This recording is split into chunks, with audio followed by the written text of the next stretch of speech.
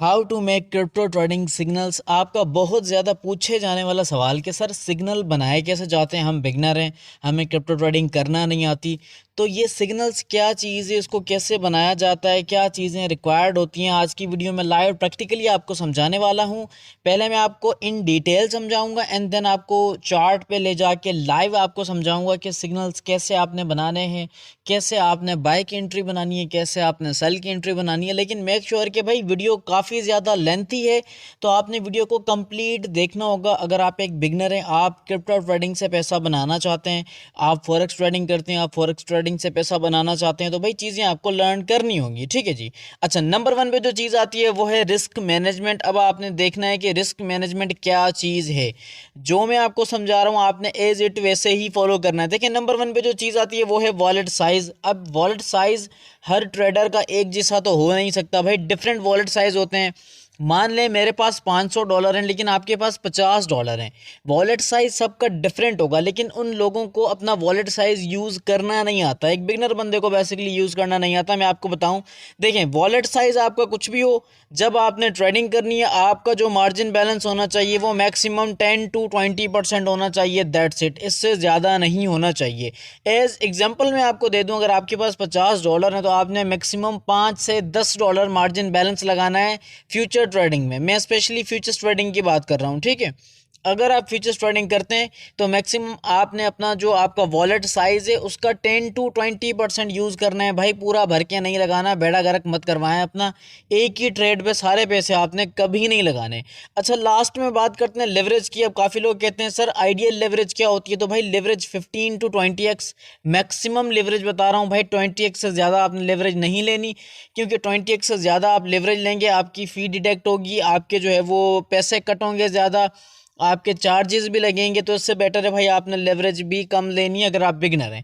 Maximum आपने 20x लेनी है, वरना अगर आप एक मॉडिफाइड ट्रेडिंग करना चाहते हैं तो 15x की लेवरेज आपके लिए काफ़ी है। क्योंकि देखिए, ट्रेडिंग में सबसे जो की पॉइंट है वो आपका रिस्क मैनेजमेंट है। आपको पता होना चाहिए कि मैं कितने रिस्क के साथ मार्केट में एंटर हो रहा हूँ। ठीक है जी। ये कुछ की पॉइंट्स और कुछ बेसिक पॉइंट्स थे, मैंने सोचा आपके साथ शेयर करूं, पहले आपको समझाऊं एंड देन मैं आपको लाइव ग्राफ पे भी समझाऊंगा सिग्नल कैसे बनाने हैं। ठीक है। अच्छा, चलते हैं पॉइंट नंबर 2 की तरफ के अब क्या चीज़ें हैं जो हमें समझ में आनी चाहिए, जो या फिर हमें समझनी चाहिए सिग्नल बनाने के लिए। नंबर 1 तो रिस्क मैनेजमेंट हमने सीख ली, हमने समझ ली। नंबर 2 पे आते हैं टेक्निकल एनालिसिस। अब टेक्निकल एनालिसिस में क्या चीज़ें हैं जो हमें सीखनी चाहिए, जो कि आज की इस वीडियो में मैं आपको लाइव स्क्रीन पे सिखाऊंगा ट्रेडिंग व्यू के चार्ट पे जाके। लेकिन मैं आपको बता दूं, ओवरऑल जब भी आपने सिग्नल बनाने, ओवरऑल क्रिप्टो मार्केट का ट्रेंड देखना है भाई। ये ओवरऑल क्या होता है, ओवरऑल का मकसद होता है बिटकॉइंस, अल्ट कॉइंस, स्टॉक हो गया, फॉरेक्स हो गया, सब आपने चेक करना है कि भाई बुलिश सिनेरियो चल रहा है या बेरिश सिनेरियो चल रहा है। आज से आपने कुछ दिन पहले देखा होगा बिटकॉइन ने कोई 72-73 हज़ार डॉलर का जो है वो एक हाई मारा है, मतलब ऑल टाइम हाई के करीब प्राइस गई थी, तो मार्केट 2-3 दिन तक बुलिश थी। ठीक है। अब जब मार्केट बुलिश मोमेंटम में है तो हमें कोशिश करनी है कि हमने बाय साइड की ट्रेड फाइंड करनी है, सेल साइड की ट्रेड फाइंड नहीं करनी, क्योंकि ओवरऑल जो क्रिप्टो मार्केट का ट्रेंड है ना भाई वो अब बुलिश है, वो अब ट्रेंड है। ठीक है जी। ट्रेंड के अगेंस्ट जाके हमने ट्रेडिंग नहीं करनी, सिग्नल्स हमने नहीं बनाने। नंबर 2 पे आता है टाइम फ्रेम टेक्निकल एनालिसिस। अब टाइम फ्रेम टेक्निकल एनालिसिस में हम ये चेक करेंगे जिस कॉइन पे हम ट्रेडिंग करना चाहते हैं, सिग्नल बनाना चाहते हैं, हायर टाइम फ्रेम पे उस कॉइन का स्पेशली जो है वो ट्रेंड क्या है, और जिस टाइम फ्रेम पे हम एंट्री लेना चाहते हैं उस टाइम फ्रेम पे उसका ट्रेंड क्या है, उसके अकॉर्डिंग हम टाइम फ्रेम टेक्निकल एनालिसिस करेंगे।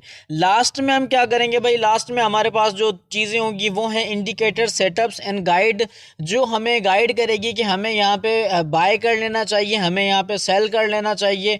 ये सेटअप मैं आपके साथ शेयर करने वाला हूँ अब, क्योंकि पहले मैंने सोचा कि आपको एक ब्रीफ डिस्क्रिप्शन दूँ, आपको समझाऊँ कि आज की इस वीडियो में बेसिकली क्या होने वाला है, आप क्या सीखने वाले हैं। और काफ़ी मेहनत से मैंने ये वीडियो बनाई है, तो आपने वीडियो को लाइक ज़रूर करना है, आगे शेयर भी करना है, और चैनल पे नए हैं तो चैनल को भी आपने लाजमी सब्सक्राइब करना है, लेकिन वीडियो को कंप्लीट वॉच करना होगा पहले।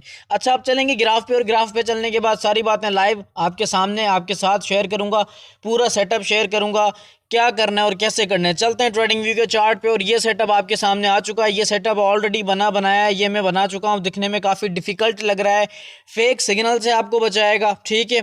इंडिकेट करेगा कि भाई ये सिग्नल फेक है और ये सिग्नल रियल है। आपको ये भी बताएगा पूरा सेटअप है जो कि मेरा टेस्टेड सिग्नल है, टेस्टेड ये मेरा सेटअप है पूरा, जिसको मैं खुद यूज़ करते हुए सिग्नल्स बनाता हूँ एंड देन खुद ट्रेडिंग करता हूँ शॉर्टर टाइम फ्रेम पे, हायर टाइम फ्रेम पे। अब सारी बातें मैं आपको समझाने वाला हूँ। तो चार्ट को कर लेते हैं रीसेट, और रीसेट करने के बाद अब मैं आपको बताने वाला हूँ कि ये सेटअप कैसे बनाना है, बाय का सिग्नल कैसे मिलेगा, सेल का सिग्नल कैसे मिलेगा, स्टॉप लॉस कहाँ लगाना है, टेक प्रॉफिट कहाँ लगाना है, ईच एंड एवरीथिंग। सबसे पहले भाई आपने ये जो कैंडल्स वाला ऑप्शन है, आपने आ जाना है इस कैंडल वाले ऑप्शन में, और यहाँ पे आपने जो चार्ट आपका टाइप है ना, उस टाइप को आपने यूज़ करना है हेकिन एशी को। ठीक है जी, हेकिन एशी आपने अपने कैंडलस्टिक चार्ट का टाइप यहाँ पे लगाना है, तो आपका चार्ट टाइप होना चाहिए हेकिन एशी।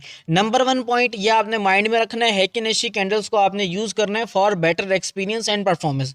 जिस तरह से मैंने यहाँ पे हेकिन एशी की कैंडल्स को ऑलरेडी चार्ट पे टाइप कर दिया, लगा दिए। अच्छा, अब क्या करना है इसके बाद देखें, अब चलेंगे हायर टाइम फ्रेम पे। मैंने आपको बताया था ना कि ओवरऑल अगर मार्केट का ट्रेंड चेक करना है या मल्टी टाइम फ्रेम एनालिसिस करने, तो हम क्या करेंगे, क्योंकि हम हैं बिटकॉइन पे, और बिटकॉइन पे अब मैं आपको बताने वाला हूँ कि 4 आवर टाइम फ्रेम पे सिनेरियो क्या है, क्या हम अप ट्रेंड में हैं या फिर हम डाउन ट्रेंड में हैं। हमें बेसिकली हायर टाइम फ्रेम के अकॉर्डिंग सिग्नल जो बनाने हैं या ट्रेड फाइंड करनी है, वो बाय साइड की करनी है या सेल साइड की करनी है, कंफर्मेशन कौन करेगा और कैसे करेंगे, ये मैं आपको समझाना चाह रहा हूँ। देखिए, नंबर 1 तो ये एक पॉइंट है जहाँ से प्राइस रिवर्स होकर ऊपर गई है, प्रीवियसली जा चुकी है, उसको हम एक स्ट्रॉन्ग सपोर्ट कंसिडर करेंगे।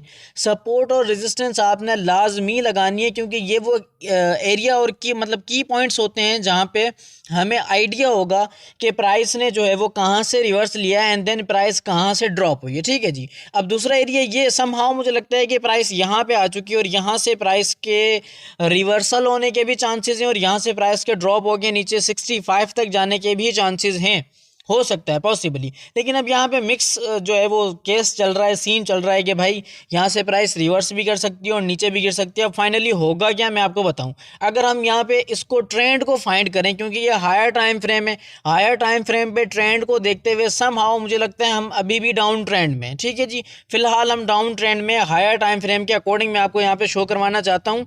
अगर मान लें मैं यहाँ पे सेल साइड की एंट्री फाइंड करना चाहता हूँ, तो मैं कैसे फाइंड करूँगा, हायर टाइम फ्रेम के स्ट्रक्चर को मैं कैसे आइडेंटिफाई करूँगा, वो मैं आपको बताता हूँ। देखिए, ये बिटकॉइन ने हाई लगाया है अपना। ठीक है जी, ये एक हाई पॉइंट है, इसको हम अगेन यहाँ पे मार्क कर लेते हैं, ये हाई पॉइंट है एंड देन यहाँ पे इसको हम ड्रैग करते हैं। चलें जी, यहाँ पे हम आ जाते हैं तो देखें ये क्लियरली डाउन ट्रेंड है। ठीक है जी, इसका ब्रेकआउट नहीं हुआ समवेयर। मुझे लगता है कि इसका अगर ब्रेकआउट होता है देन हम कंसिडर करेंगे बाय लॉन्ग की एंट्री, लेकिन फिलहाल हम यहाँ पे सेल शॉर्ट की एंट्री को ही कंफर्म करेंगे।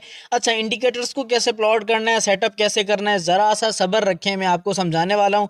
पहले हायर टाइम फ्रेम के बारे में मैंने आपको बताया था कि उसके मल्टी टाइम फ्रेम एनालिसिस करने ओवरऑल। तो according to higher time frame, क्योंकि ये हमारा हायर टाइम फ्रेम है 4 आवर, अब इसके अकॉर्डिंग हम डाउन ट्रेंड में, लेकिन यहाँ पे एक सपोर्ट भी है जहाँ से प्राइस ऊपर गई है। अब यहाँ पे क्या सिचुएशन बन सकती है, काफ़ी मिक्सअप सिचुएशन है। सपोर्ट भी है, प्राइस ने 2 बार रिजेक्शन भी लिए, प्राइस के ऊपर जाएगी या नीचे जाएगी, इसको प्रोडिक्ट करने के लिए हम जाएंगे शॉर्टर टाइम फ्रेम पे। शॉर्टर टाइम फ्रेम पे अब मैं आपको सेटअप समझाने वाला हूँ। इससे कोई फ़र्क नहीं पड़ता कि आप किस टाइम फ्रेम पे ट्रेडिंग करना चाहते हैं, फ़र्क इससे पड़ता है कि भाई आपका रिस्क मैनेजमेंट सही होना चाहिए और आपका सेटअप सही होना चाहिए। ठीक है, आप पे डिपेंड करता है कि आप किस टाइम फ्रेम पे करना चाहते हो, लेकिन हायर टाइम फ्रेम के स्ट्रक्चर आपने ज़रूर करने हैं। मैं आ चुका हूँ 15 मिनट्स के टाइम फ्रेम पे, और 15 मिनट्स के टाइम फ्रेम पे समहाउ मुझे लगता है कि ये सपोर्ट है, यहाँ से प्राइस ड्रॉप हुई है, मतलब ये रेजिस्टेंस है एंड देन ये सपोर्ट है, सपोर्ट से प्राइस ऊपर गई है एंड देन रेजिस्टेंस से प्राइस डाउन गई है। 15 मिनट्स के टाइम फ्रेम पे मुझे कुछ इस तरह का स्ट्रक्चर देखने को मिल रहा है। अब मैं 15 मिनट्स के टाइम फ्रेम पे एंट्री बना के ट्रेडिंग करना चाहता हूँ, तो पॉसिबली अब क्या करूँगा, मैं आ जाऊँगा इंडिकेटर वाले ऑप्शन में, और इंडिकेटर वाले ऑप्शन में आने के बाद अब मैं आपको सिग्नल बनाने का तरीका समझाने वाला हूँ। सिंपली आपने सिग्नल वाले ऑप्शन पे क्लिक करना है। जैसे आप क्लिक करेंगे आपके सामने 2 इंडिकेटर्स आ जाएंगे जो कि मैंने ऑलरेडी फेवरेट में कर रखे हैं। तो नंबर 1 पे जो हमारा इंडिकेटर है वो है moving average channel ever get का। ठीक है, आपने देख लेना है, ध्यान से देखना है, मूविंग एवरेज चैनल वाला इंडिकेटर होना चाहिए और ये एवर गेट का ही होना चाहिए। 673 बंदों ने इस इंडिकेटर को यूज़ किया है, स्पेशली मैंने आपके लिए ढूंढा है, और इस इंडिकेटर पे मैंने काफ़ी बैक टेस्टिंग की है, मुझे काफ़ी अच्छा रिजल्ट मिला है, इसीलिए मैंने सोचा है कि मैं आपके साथ शेयर करूँगा इस वीडियो में। ठीक है जी, तो यही इंडिकेटर होना चाहिए। इसको हम प्लॉट कर लेंगे अपने चार्ट पे एंड देन प्लॉट करने के बाद मैं आपको बताऊंगा कि ये इंडिकेटर बेसिकली हमें क्या गाइड करेगा। ये हमें बाय और सेल के सिग्नल बना के देगा ईएमए चैनल्स के अकॉर्डिंग।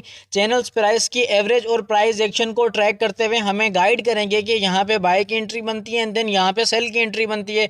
अब एक जगह पे मैं यहाँ पे आपको एग्जांपल देना चाहूँगा कि जब जब प्राइस इसकी ये जो अपर वाली ब्लू लाइन है ना, ब्लू लाइन के ऊपर एक कैंडल क्लोज करेगी, ठीक है। अगेन मैं आपको बता दूं, देखिए ये एरिया यहाँ पे क्या हुआ है कि प्राइस ने ब्लू लाइन को क्रॉस किया और ये सपोर्ट है, ठीक है। की पॉइंट्स आपने माइंड में रखने हैं, ये मल्टी कन्फर्मेशंस है कि आपने क्या करना है कि सपोर्ट के पास अगर प्राइस होनी चाहिए, सपोर्ट पे जब प्राइस ऊपर जाएगी एंड देन ये जो ब्लू लाइन है इस इंडिकेटर की, इस लाइन को क्रॉस करेगी। क्रॉस करने के बाद इसके ऊपर जो है वो क्लोज करेगी एक कैंडल, देन आपने बाय लॉन्ग में एंटर होना है, ठीक है जी। ये सिग्नल था आपके लिए। इसी तरह से सेल शॉर्ट का सिग्नल है, प्राइस रेजिस्टेंस पे होनी चाहिए, रिजेक्टेड प्राइस होनी चाहिए एंड देन प्राइस जैसे ही इसकी ये जो ऑरेंज कलर वाली लाइन है जिसको हम लोअर बैंड कह सकते हैं, इस बैंड को जैसे ही इसके नीचे एक कैंडल क्लोजिंग देगी देन आप यहाँ पे सेल शॉर्ट की एंट्री कर सकते हैं। ये लाइव एग्जांपल आपके सामने। अच्छा, इसी तरीके से लेकिन यहाँ पे ये सिग्नल तो बहुत सारे जो है वो मतलब ये इंडिकेटर बहुत सारे फेक सिग्नल बना रहा है। अब आप बोलोगे सर यहाँ पे देखो, यहाँ पे क्या हुआ कि प्राइस ने जैसे ही नीचे यहाँ पे जो है वो सिग्नल दिया है कि सेल करो आप, लेकिन क्या प्राइस दोबारा रिवर्स कर गई। लेकिन यहाँ पर भी इसने सिग्नल दिया है, हालांकि रेजिस्टेंस पे सिग्नल दिया है, प्राइस ने जो लोअर बैंड है इसको नीचे क्रॉस किया, क्लोजिंग दी है, प्राइस दोबारा ऊपर चली गई। अब ये जो फेक सिग्नल्स हैं इनको फिल्टर आउट कैसे करना है, हमें कैसे पता चलेगा कि ये इंडिकेटर हमें रियल सिग्नल दे रहे हैं या हमें फेक सिग्नल दे रहे हैं। इसके लिए हम एक और जो इंडिकेटर है उसको हम प्लॉट करेंगे और वो आपको बताएगा कि कौन से रियल सिग्नल है और कौन से फेक सिग्नल हैं, ठीक है जी। तो मल्टी कन्फर्मेशन करने के लिए एक और इंडिकेटर हम अभी ऐड करने वाले हैं। ऐड करने के बाद मैं आपको बताता हूँ ये कौन सा इंडिकेटर है। भाई ये इंडिकेटर है buy and sell strategy depends on AO plus stoch RSI and then यहाँ पे है ये जो इंडिकेटर है ये है सरदार यिल्मज़ का, ठीक है। ये यिल्माज़ का, सरदार यिल्माज़ का ये इंडिकेटर आपने प्लॉट करना है। और उसके बाद कुछ सेटिंग मैं आपको यहाँ पे बता देता हूँ। सेटिंग आपने कैसे करनी है, आपने आ जाना है स्टाइल में और स्टाइल में आने के बाद यहाँ पे प्रॉपर्टीज़ में आ जाते हैं, इनपुट्स में कहाँ गई भाई सेटिंग, कहाँ गई, स्टाइल में। अच्छा जी, स्टाइल में वो सेटिंग थी। सिंपली आपने क्या करना है, ट्रेड ऑन चार्ट्स वाला ऑप्शन है इसको आपने कर देना है अनचेक। अनचेक करने के बाद ये जो सिग्नल लेवल है इसको भी आपने अनचेक करना है एंड देन जो क्वांटिटी है इसको भी आपने अनचेक करना है। सिंपली स्टाइल वाले ऑप्शन में आके ये तीनों चीज़ें आपने अनचेक करनी है। अनचेक करने के बाद सिग्नल आपके लिए मतलब जो इंडिकेटर है वो हो चुका है प्लॉट आपके सामने। अब आप देखें इसकी परफॉर्मेंस आपको कितनी अच्छी नज़र आएगी। अब मैं आपको समझाने लगा हूँ कि इस इंडिकेटर और ये जो हमारा मूविंग एवरेज चैनल है इस इंडिकेटर को कैसे हमने कन्फर्म करना है। मल्टी कन्फर्मेशन करते हुए हमने बाय साइड ट्रेड लेनी है या फिर सेल साइड ट्रेड लेनी है। अच्छा, अब मैं आपको चीज़ समझाने वाला हूँ, ठीक है, ज़रा ध्यान से देखें। अब क्या है कि यहाँ पे सिग्नल मिला हमें बाय का, ठीक है जी, प्राइस ऊपर गई रेजिस्टेंस पे, लेकिन देन नीचे यहाँ पे रेड जो है वो बार्स बने। लेकिन ये जो रेड बार्स बनने चाहिए ना ये इस लाइन के नीचे बनने चाहिए। ये जो ऑरेंज कलर की लाइन है ना, सेल साइड का सिग्नल आपको हमेशा तब फॉलो करना है जब ये जो रेड बार्स है ना ये इस लाइन के ऑरेंज लाइन के नीचे बनने चाहिए, जैसे ये यहाँ पे बने हैं, ठीक है। ये सेल साइड का सिग्नल हमें रियल कंसिडर करेगा, फेक सिग्नल से बचाएगा जो कि हमें मूविंग एवरेज दे रही है, ठीक है। अब आप यहाँ पे ध्यान से देखें, मूविंग एवरेज ने हमें सिग्नल दिया है सेल का, क्योंकि लोअर बैंड को प्राइस ने नीचे क्रॉस किया है, क्रॉस करने के बाद नीचे आई है। लेकिन यहाँ पे जो प्राइस है वो इसके अपर बैंड पे, यानी कि जो लाइन है ना इस इंडिकेटर की जो कि बेसिकली अभी हमने प्लॉट किया है, ये जो ऑरेंज लाइन है, ऑरेंज लाइन से जब नीचे आपको रेड बार्स नजर आएंगी तब सेल का सिग्नल है। यहाँ पे देखें जैसे ईएमए ने सिग्नल दिया है सेल का, इसी के साथ यहाँ पे इस इंडिकेटर ने हमें बताया कि आप सेल कर लें, क्योंकि यहाँ पे जो प्राइस है जो बार्स हैं वो इस लाइन के ऑरेंज लाइन के नीचे बन रहे हैं।